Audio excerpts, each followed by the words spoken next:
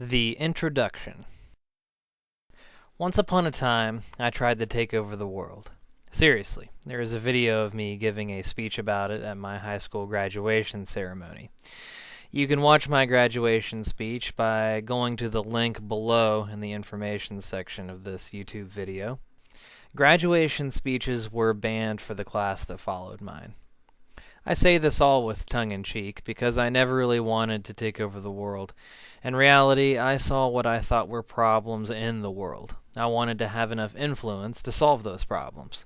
Though taking over the world was a placeholder for that desire for many years, the desire to resolve some of our most pressing issues has never left me. I was serious about it. I always took an analytical eye to the world. I would become a United States Marine. The government actually gave me a top-secret clearance and told me to guard classified information at U.S. embassies abroad. I visited many countries. I would finish a degree in finance and psychology.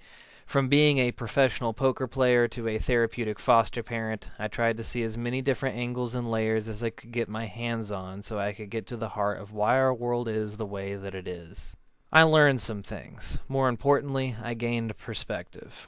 One man's vision of a better world is not necessarily what everyone else would have in mind as better.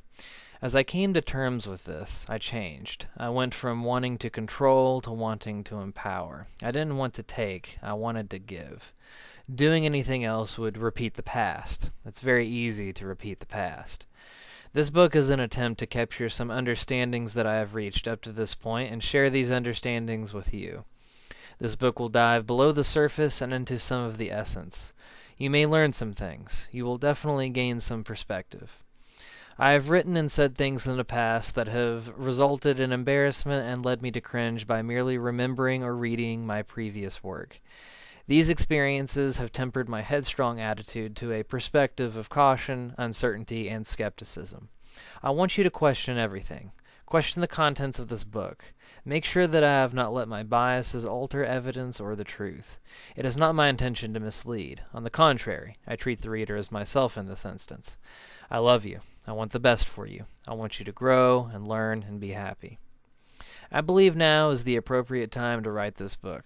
I have reached a harmonic octave of understanding where a holistic view can be discussed and digested. Though I have been urged by friends and acquaintances to write a book before, I never felt it was the right time. There were certain questions in my mind that were left unresolved. Any book I would have written before this would have left the reader with hanging, open-ended rhetorical questions. Screw that. I don't want to waste your time. You need your meat and potatoes. Then you need your fruits and veggies to give you the fiber to digest it. This book is supposed to be a full-course meal, so you will get your dessert too. I reached the point that I would have rather died than to not express my message. I see these gaps. I see these problems. They are aching to be resolved. There is one very special step that we can all take that will bring us closer to who we are. It's a step I wish I would have known years ago.